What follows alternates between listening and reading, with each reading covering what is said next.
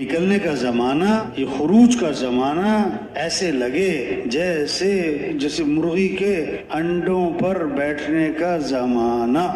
مرغی کا کس پر؟ مرغی جو ہے نا دیہاتی بیٹھی نظر نہیں آئے گی آپ کو، کبھی ادھر پھر رہی ہے، ادھر پھر رہی ہے، ادھر منہ مار رہی ہے، ادھر زمین کو ادھر رہی ہے، پھر رہی ہے، لیکن جب انڈوں پر بٹھایا جاتا ہے تو چلنا پھرنا بند، کھانا پینا بند نہیں کم، چلنا پھرنا بند، کھانا پینا کم، مسلسل بیٹھی رہتی جم کے کمزور ہو جاتی، تو پھر انڈے سے چوزا نکل آتا ہے۔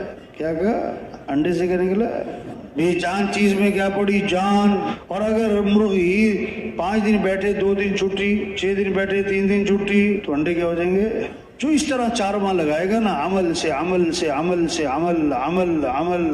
دعوت، تعلیم، ذکر، تلاوت، گشت، دعا، مشورہ، تو پھر پتہ کیا ہوگا؟ بے جان دل میں جان پڑ جائے گی۔ اور کبھی عمل کیا، کبھی چھوڑا، کبھی کیا، کبھی چھوڑا، کبھی کیا، کبھی چھوڑا، بازار کے چکر، تسبیحات کبھی کر لی، کبھی نہ کی، تلاوت کبھی کی، کبھی نہ کی، 2 دن ناغا، 3 دن ناغا، تو کیا ہوگا؟ وقت تو پورا ہو جائے گا، اعمال کا نور نہیں ملے گا، اعمال کی حلاوت، اعمال کی حقیقت، عمل کا مزاج نہیں بنے گا۔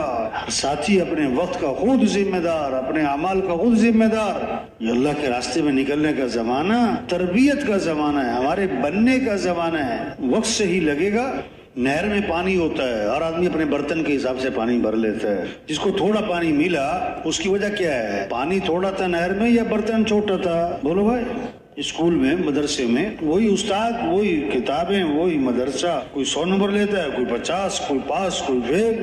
یہ تبلیغ میں ہر ایک اپنی طلب، اپنی محنت کے اعتبار سے فائدہ اٹھائے گا۔ دسترخوان پہ کھانا تو لگ جاتا ہے سب کے لیے، 10 آدمی 20 آدمی کھانا کھا رہے ہیں، ہر آدمی کتنا کھاتا ہے؟ جتنی بھوک ہے۔ بعض آدھی روٹی کھا کے کہتے ہیں بس، بعض 2 روٹی کھاتے ہیں، بعض 3 کھاتے ہیں، بعض 4، بعض 5، بعض کو کہنا پڑتا ہے بھائی بس کرو۔